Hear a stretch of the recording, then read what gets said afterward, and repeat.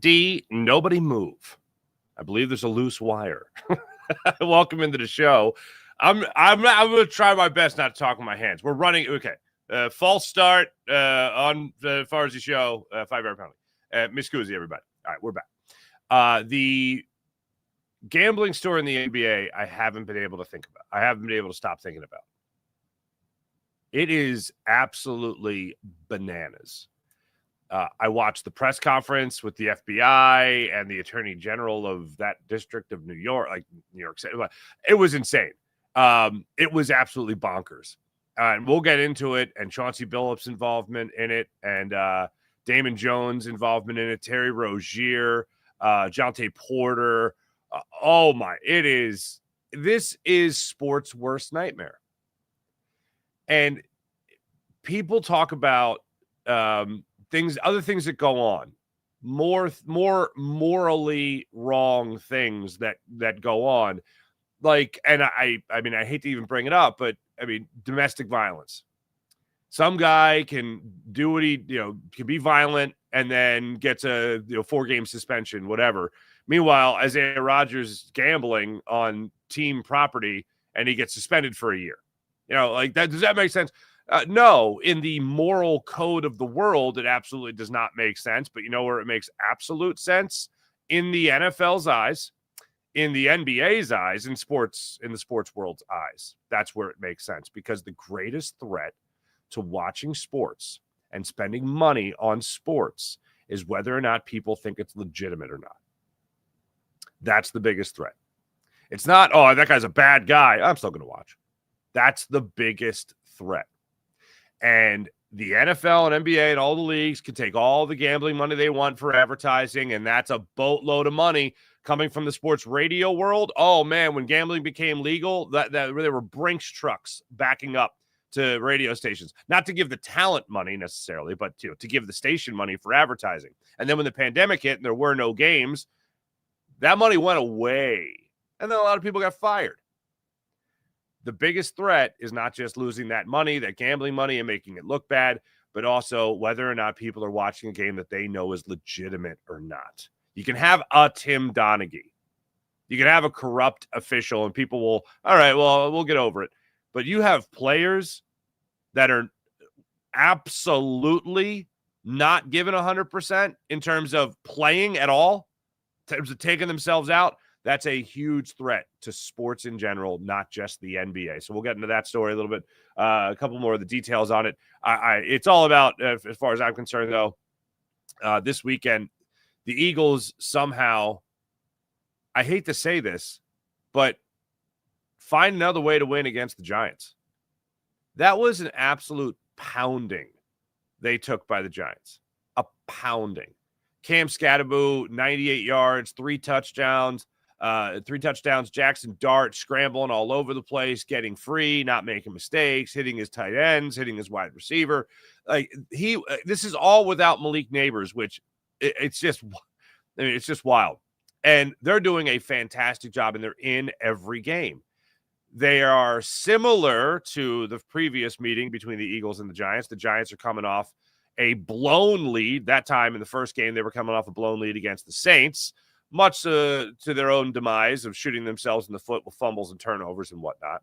This time around, they're coming off a heartbreaking loss on the road also, this one to the Denver Broncos, which 33 points in the fourth quarter, that seems hard to do. But yet, that's what the Broncos and Big Balls Bo were able to do against this New York Giants team. I think there is one key difference that the Eagles are thrilled to have back into this game, and that's Jalen Carter. He missed the last meeting, obviously, with the heel injury. It was a game-time decision. They decided, he's not going to be able to go. So he gets essentially a full 10 days off. Comes back in the Giants game, plays about 95% of the snaps, 96% of the snaps, goes out there, plays well. He takes down Carson Wentz and helped force the interception to Jalen Hunt that he took back for the pick six. That was all great. But regardless of whether or not you're seeing him show up on the stat sheet, you have to understand that the offensive coordinator and play caller is looking around for what Jalen Carter is doing and how to stop Jalen Carter. That's the number one thing that they're looking at. Right there in the trenches, how do you contain him? He has to be a huge difference maker to the point of containing Cam Scadaboo, to the point of getting after Jackson Dart, and be one of the guys that is sure-handed in terms of bringing him down. Jordan Davis talked about just maintaining focus yesterday at his locker and doing what the team needed to do, doing what the defensive line needed to do to make sure that they're containing Jackson Dart and not letting this team scramble all over him, buy time downfield for the receivers and tight ends who are a big part of their offense as well, and at the same time not being able to scramble on downfield to create plays with his legs like Jackson Dart has been able to do in his very young career. Scadaboo continues to be a guy that you're going to need to gang tackle.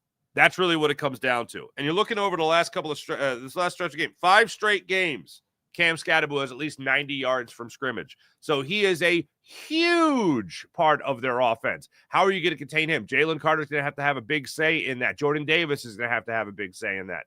Now, I told you guys I wouldn't be surprised if Brandon Graham would play. I told you I'd bet that Brandon Graham does not play. I went back and I looked at the Zadarius Smith situation. Zadarius Smith signed the day after, I think it was, the Eagles opener against the Dallas Cowboys. He played in the Eagles' next game. Now, they had a 10-day layoff. He played 9 days after he signed the contract. This is a guy that played football less recently than Brandon Graham did. This is also a guy that had not played in this system before. He had not played under Vic Fangio. He certainly didn't flourish under it. Can't do it if you never played in it. Brandon Graham's a guy that knows the coaches, knows the players, knows the scheme. He's been staying in shape over the last 3 months, and he just had a week of practice. Oh, and then this other thing. The Eagles are desperate. Really, for me, it was the Zadarius Smith factoid that made me go, oh, Brandon Graham's going to play in this game. I'm not thinking he's playing in 40% of the snaps, 45% of the snaps like he did last year. I think you might see 20% of the snaps for BG. You might see simple assignments like, hey, go get the quarterback, that type of thing. You're not going to see too many things where he's going to have to communicate with other players and anything that might have changed from last year to this year. He's not going to have a crash course in it this year. He might have one simple assignment type of role in the 20% of the snaps that he might get. But I think he plays in this game. And the other reason is, who else? Who else is playing in this game? The Eagles have some stable of defensive ends, some stable of edge rushers that we're unaware of. Zadarius Smith hadn't played since last January. Yeah, it's been 18. What was it? 6 months, whatever it was. Just looking at it, I was like, yeah, I haven't played. It's been a while. It's been a long time. And he goes out there 9 days later and records a half sack. By the way, he's still like 4th on the Eagles sack list this season, despite having missed now 3 games. The opener and the last 2. Not great. Not ideal. So it's a wild one there for the Eagles at the edge rusher position. So I would say that Brandon Graham probably plays in this game. I don't think he's going to be a game wrecker. I don't think he should be out there for, again, 45% of the snaps, but I think he'll be out there. I think he's activated. I think he plays. But that defensive line is going to have a tall order going up against this Jackson Dart and Cam Scadaboo. Wendell Robinson is someone that they're going to have to obviously contain. You look at this Eagles secondary and you think about Quinyon Mitchell and his hamstring and managing that and playing well against the Vikings. One of the things I do if I'm looking at this hypercritical, and I do think that Quinyon Mitchell is one hell of a talent there as a defensive back, you got to look at it as grading him similar to you would grade anybody else who you think is a top-tier player, and that's hard. Carson Wentz being terrible at throwing footballs really helped the Eagles last week. There were some plays there where Justin Jefferson, who's one of the best, I think the best in the game, is open downfield. And, oh, my goodness, Carson Wentz, just a blindfold, chucking it all over the place. That helped the Eagles out tremendously. That helped Quinyon Mitchell out tremendously. The Giants don't have anybody that's that talented in the receiving core. That's a pretty safe bet right there. But that doesn't mean that they can't catch. That doesn't mean that they can't run. That doesn't mean that they can't get open. And they have a quarterback that's a bit of an X factor right now. Speaking of guys that are top tier, speaking of guys that are elite, by the way, Vic Fangio already used the term elite. He's an elite scrambler. Was very specific in his usage of the word elite, but a very elite scrambler in Jackson Dart. That's a pain in the ass for any corner. Have to cover for that long while a guy's dancing around behind the line of scrimmage just like he was 2 weeks ago in North Jersey? Yeah, that's a problem. So that makes the defensive backs worse. That makes your the wide receivers you're playing against that much better. You can't have that. They were able to contain Carson Wentz to the point where he had 2 big scrambles that were for first downs, and the Eagles did a good job other than that, making sure that he didn't, get out of the pocket and really do damage. He did damage with his arm, unfortunately, 300-plus yards. Not a great thing, but still 300-plus yards. With a really good receiving core, he was able to do that. The Eagles, though, have to find a way to make sure that they're limiting what Jackson Dart can do behind the line of scrimmage. If you're able to bring him down, if you're able to get to him, if you're able to sack him, you're able to hit him, just keep that kind of pressure up. And maybe this is also the type of situation where you're going to see a little bit more blitzing from Vic Fangio. You might see Zach Bond run up the gut. You might see Jahad Campbell in the backfield as an edge rusher a lot more than what you saw him a week ago. You might see Nakobe Dean try to run up the gut as well from the inside linebacker position. You might see a little bit more of that. And quite frankly, I think you're going to have to. And then a good old-fashioned quarterback spy on some 3rd and longs might also help the situation. So I'm very curious to see how Vic Fangio attacks this the second time around. Because let's not ignore. The tackling in that previous Giants game was pretty terrible. It was pretty terrible. And I know some people might think about it as on a short week. Yeah, it's short week where you were on the road. The Giants were on the road. Eagles were at home. Eagles just had to get on a bus and go to New York or go to North Jersey. The Saints had to play in New Orleans, fly back, lose that time and prep in for the Eagles, and then settle right in for that Thursday night game. It's not an easy turnaround for either team. So I don't want to hear, it was a short week. Yeah, the thing that I did find interesting though was, and the thing when I went back and looked at the game again, the Eagles-Giants round 1, one of the things that really jumped out to me is like, oh, why didn't I think of that before? And what I didn't think of before was the idea that the Eagles just had far too many mistakes to correct in 4 days. Far too many mistakes, especially with the way the game ended against the Broncos. Far too many mistakes that they were going to correct in 4 days. And as I've been saying this entire time, the offensive line ain't going to get healthy in 4 days. The offensive line isn't going to get healthy in a week. The offensive line is going to need a full bye week and then some to try to figure it out. And I know I mentioned it yesterday, but Sua Opeta coming back to this team and on again, off again, Philadelphia Eagle shows you that, oh, yeah, they're still struggling. Just like Brandon Graham coming back to play the edge on defense. Oh, yeah, you're still struggling at that position. You're also struggling at the offensive line. An aging Lane Johnson, a Jordan Mailata that seems to not be able to stay focused, a rotating door, a revolving door of players at left guard now, a different center. This is a boatload of problems that the Eagles are going through right now. And they are absolutely going to need the bye week in order to correct any of this in an effort to not just help the offensive line in general, but also get Saquon Barkley going. So one suggestion I have for this game with the Eagles and Giants is I'm kind of done on the run. It's not something that I want the Eagles to forget about for the season, and it's not something where I want all of a sudden the passing game to be the star of the show. Hey, if you guys followed me throughout the offseason, my big request of Kevin Patullo is lean a little bit more on the passing game. Just a little bit more. I still want it to be a running team, but can I get a middle-of-the-road passing attack from the Philadelphia Eagles instead of, dead last? Well, third from last year. Can I get a little bit of that? This is a lot more than I asked for, to be leaning on the passing game this much. So what I ask is, for the first time in my life, I am willing to accept short passes, checkdowns in the flat, screen passes as things that are usually termed as extensions of the run game. I'm willing to call them the running game because you got to get the ball in Saquon's hands. And if you're not going to do it for big gains through the middle of the line of scrimmage or cuts to the outside, you got to do it in other ways. Kevin Patullo has shown some semblance of creativity, albeit these aren't creative in the grand scheme of things in the NFL. These are creative by the grand scheme of things in the Eagles playbook. Shovel passes, not a thing. Tush push sweep, really hadn't seen that before. Under center play action, standard. Ooh, didn't see a lot of that with the Eagles. And now you're starting to see these things. That's it. Okay. All right. As I always say, we're not doing cartwheels over it, but it's still, by the Eagles standard, pretty creative to do those things. So, all right, let's keep that going.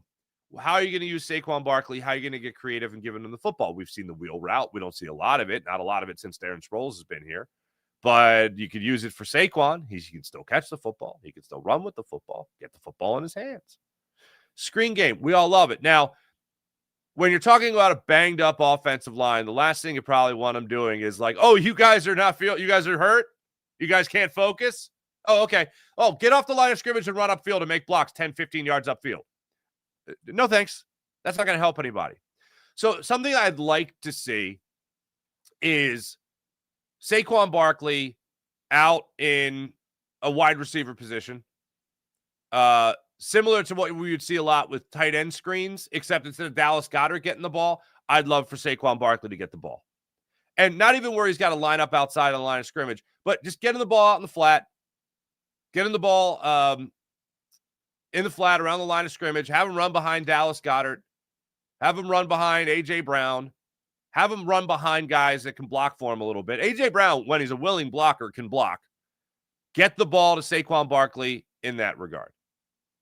I know that on another week where we're looking at a social media post from A.J. Brown going, what are you doing, dude? Really? Blocking might not be his favorite thing to do, but if it helps the team overall, then he's got to do it. He did a good job of it earlier in the year. Remember, that's the time that Nick Sirianni gave him some praise for doing his job and being ready and holding his blocks in the meantime before he got his first catch. Remember that? And what did A.J. Brown say after that? I'm not in it for participation trophies. It's such a funny line. But here we are.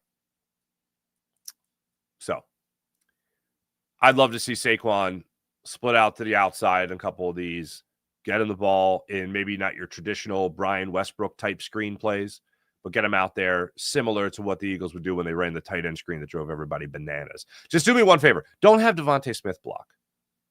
I know he's a willing participant, and I know he can do it, but I'd rather not.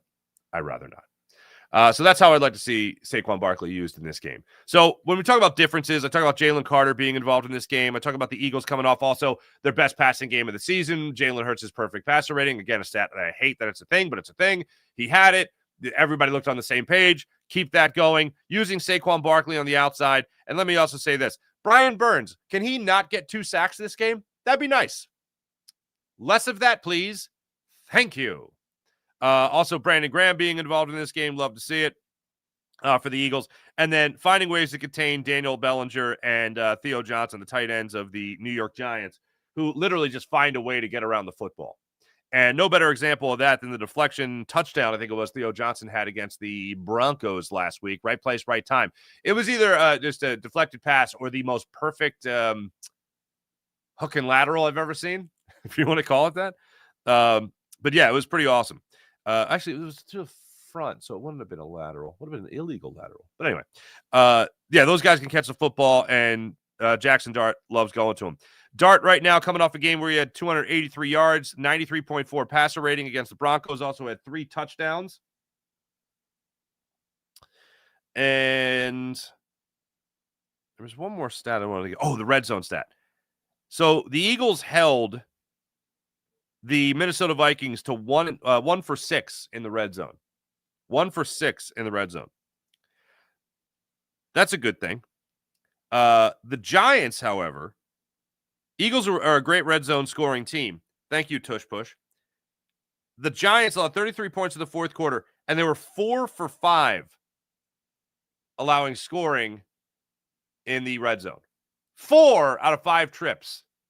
Bo Nix and company got it in there. So, hey, Eagles, just get to that red zone and score some touchdowns. Also, I also think the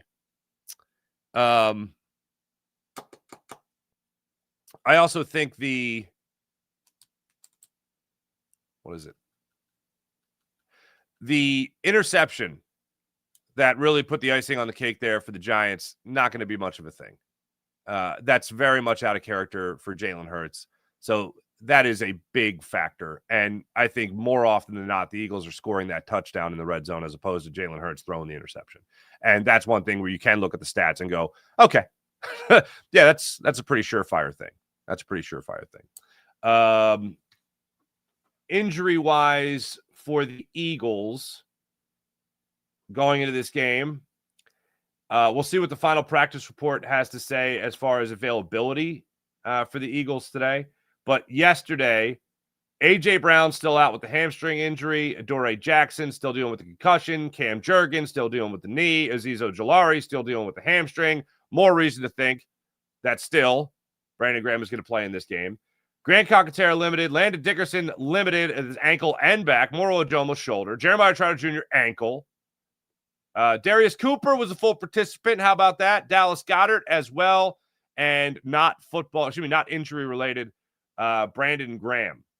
On the Giants side of things, the one name that you look at on the Giants is the name that I mentioned earlier, and that's Brian Burns, who had 2 sacks against the Eagles and is just having himself a phenomenal year, tied for first in the NFL with sacks.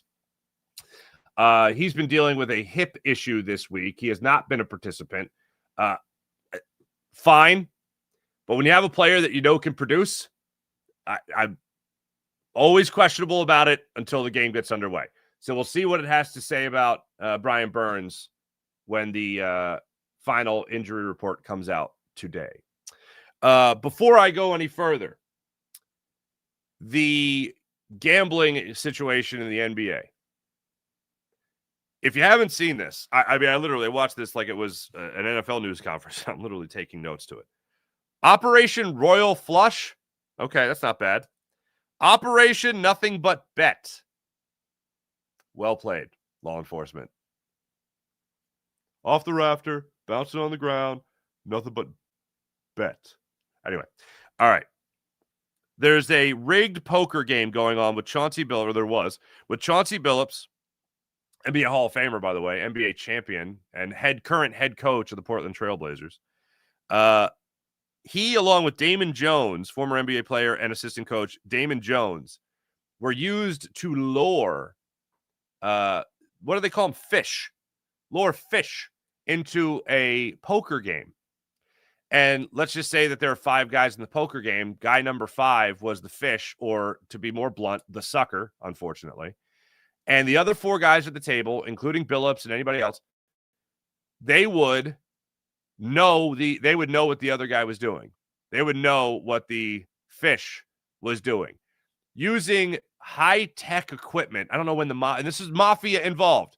4 of the 5 New York crime families involved in this. The only one that wasn't involved in this was the Colombo crime family.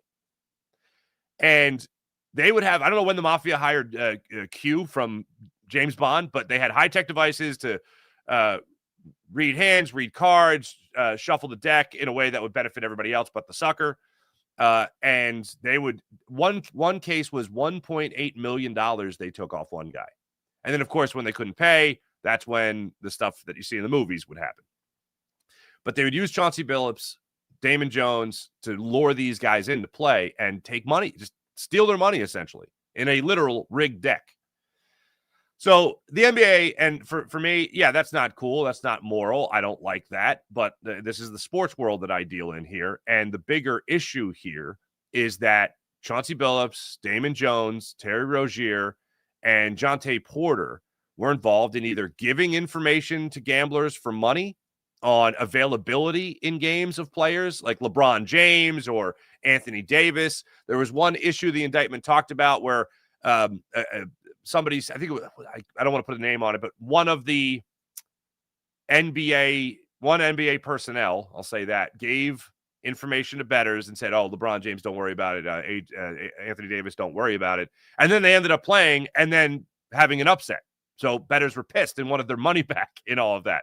How dare you do something crooked to me, you know? And then the other issue was Terry Rozier literally faking an injury in a game so that the under would hit on his props. So the way they did a lot of these, it wasn't like outright betting on, teams, whatever. It was the parlays that are, you could say it's a little bit harder to track. It's a little bit harder to track, I guess, because there's so many different ways you could do it. But as opposed to just win or lose and cover or not cover. But Terry Rozier was like, yeah, bet the under. And he pulled himself out of a game with an alleged injury. There's stories of threatening Jonte Porter because of his gambling debts to have him pull himself out of games or tank, in essence. This is the greatest threat to sports. And I know it's a real fine line between taking gambling money, like they do with, the gambling sites and all that, and then also saying, yeah, but players can't do it. Because that's the phrase that, unfortunately, I feel like Roger Goodell had kind of dragged through the mud, which was the integrity of the game. When the NFL had replacement officials, that hurt the integrity of the game. Fail Mary in Seattle, Green Bay. When the NBA had Tim Donaghy, that obviously affected the integrity of the game. I mean, people already think that what they're watching is rigged. A lot of times. Oh, there's no way that going into that Super Bowl, there's no way the Chiefs are going to lose that Super Bowl. Roger Goodell wants his three-peat. Very possible. People already think it's rigged. Now this is only more fuel to the fire of it being rigged. Billups, Rozier, Jones, I mentioned. They were involved in both rigged operations, Operation Royal Flush and Operation Nothing But Bets. Just well played, FBI. They got the old Daily News headline writer over there now. What's going on? But yeah, this is a huge threat to sport. 34 indicted, and I will say this, and counting. Because yesterday, watching Kash Patel speak from the FBI, he just made it seem like this ball was going to keep on rolling. So pretty wild. Let's get into the chat. Oh, first, let me tell you about PHL Sports Nation, Philadelphia Sports Nation, enhancing your Philadelphia sports fan experience across all social media and blogs. That's phlsportsnation.com. Jason A., good morning. Sean Kilrain, hello. Yeah, no hide and seek. Sorry about that. Open. Good morning. Hey, what's going on, Kevin? How you doing? Sean, saw this breaking. Former NBA staff Jeff Teague says LeBron James and his camp runs the league. If they say anything about LeBron, you get a phone call from his team. That's not that surprising. But a call from the league, that's a little bit more surprising. That's insane, Sean. Teague, anytime you say anything about LeBron, people call you and they say, hey, man, you might want to chill. You got funny stories and stuff. Leave LeBron alone. Oh, geez. Sean Gillespie, hello. Natalie, thank God it's Friday. Absolutely share that. Devontae Smith's rankings through 7 games, minimum 40 targets, yards per target, 3rd catch percentage, 4th passer rating when targeted, 4th total EPA, not too shabby.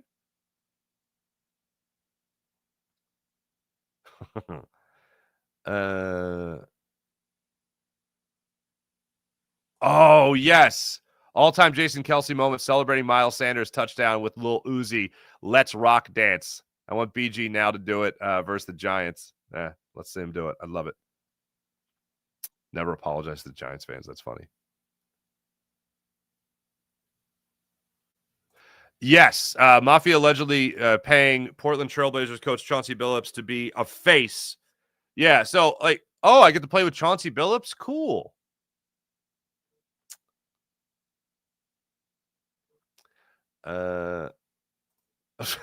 Natalie, I love a good tush, but Natalie, behave. Please beat the Giants. I do think they beat the Giants. I'll give you my final score in a second. VJ Edgecombe and Ben Simmons have made the same amount of threes. That's funny. NBA sports entertainment now. Well, it all is.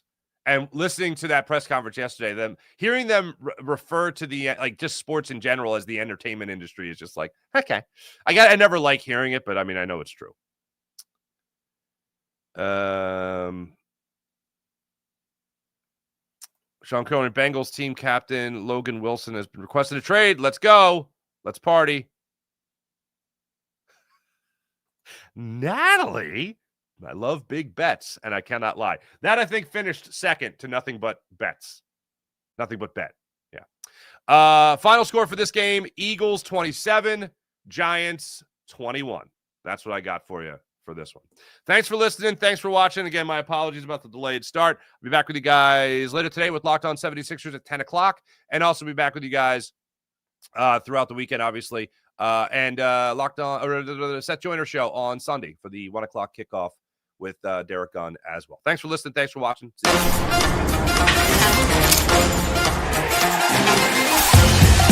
you.